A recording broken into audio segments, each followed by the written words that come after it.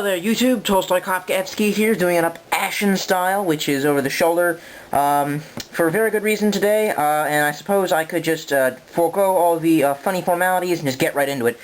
First things first, long time ago I had, well, I still have, this, my Insignia MP3 player, and if you'd like to know anything about it, you can go and watch my review, one of my first reviews on YouTube, and I said a lot of nice things about it, because it is in fact very nice, for an MP3 player. The only problem is that I have an evil dog, an evil, sick, maniacal dog, and no, but the sick little puppy a few months ago actually chewed up the screen on the MP3 player and somehow damaged the battery, so there you go, you got corrupted liquid crystal display right there, and like, if you even sit there for like a minute with that little, you know, power gauge, there you go, it just went down. Right there. After I just turned it on. And I can keep recharging it, I can, you know, you could say I could go get a new battery, but of course, the liquid crystal display is cracked, so no real point. After that, I started using my mother's iPod Nano. I despise iPod, for reasons that I could share with you, but I won't. Yes, it is I'll give it this. This Nano has a sexy design. I don't know what Steve Jobs is thinking with the new Nano. I like this one, the fat square one. And yes, the screen is nice. I don't like the music she's got on here. I don't like dealing with the program, but whatever. So, yeah.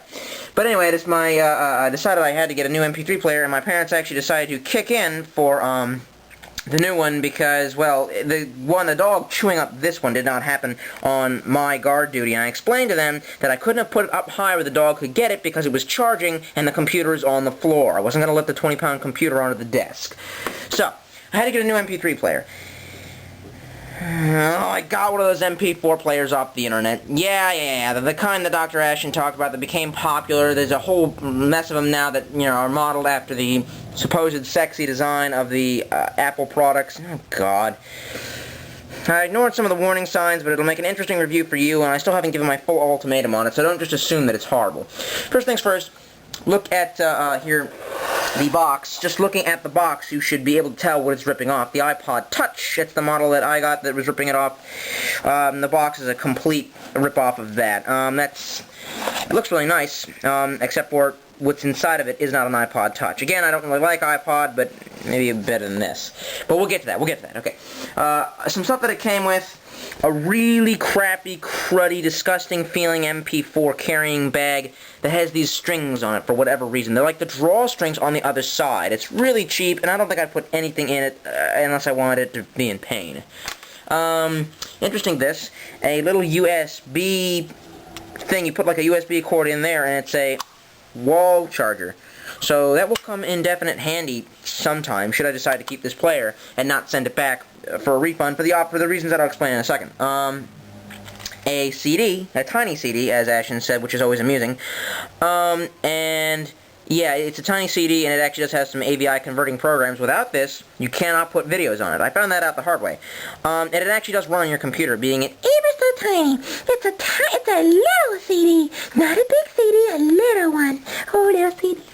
Okay, the instruction manual, which is not too thick, and although the paper that it's written on, it feels like it's like bent, wet toilet paper, it actually does have decent English. There's no English in there. FM radio, let's see, read a bit. In the main menu, click on radio function icon on the screen to be able to access the radio function interface. It's a little wordy and weird, but it's not English. Like, you know, it's easily translated. Standard USB cord. Crappy headphones, which I would never use.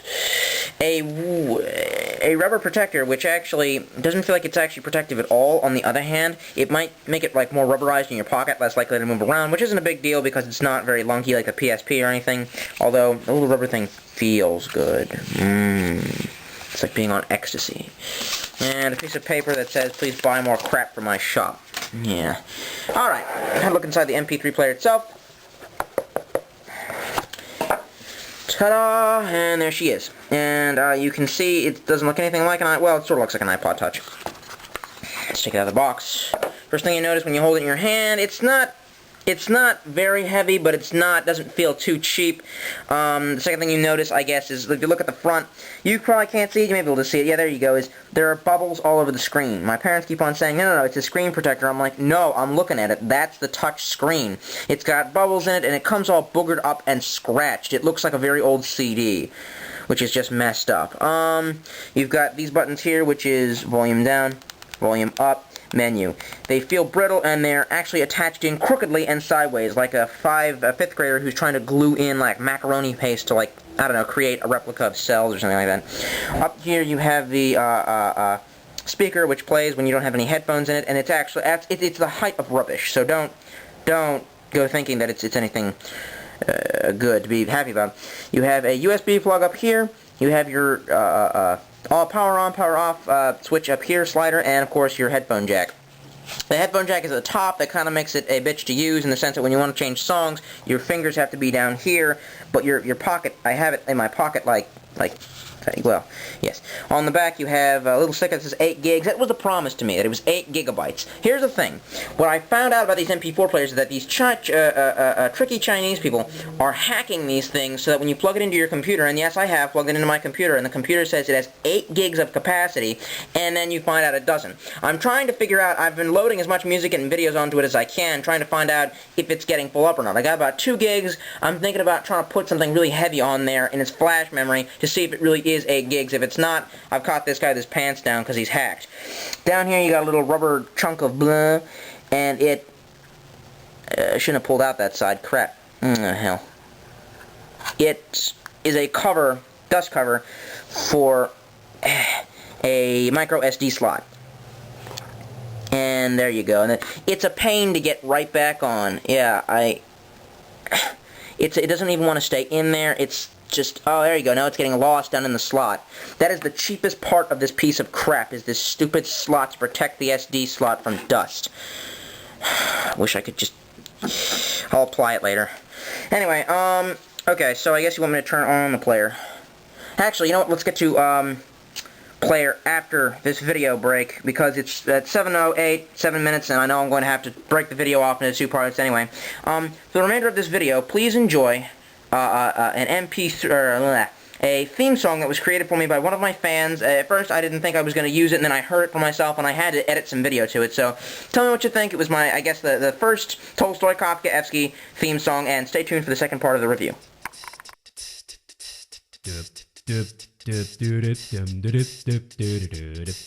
He will make you laugh and he'll make you think, and when he reviews it you'll know if it stinks. He's an awesome guy who goes to Best Buy. He's Tolstoy Kafkaevsky. Oh, whether it's a game or a piece of electronics, we'll tell you if it's awesome or the least ironic.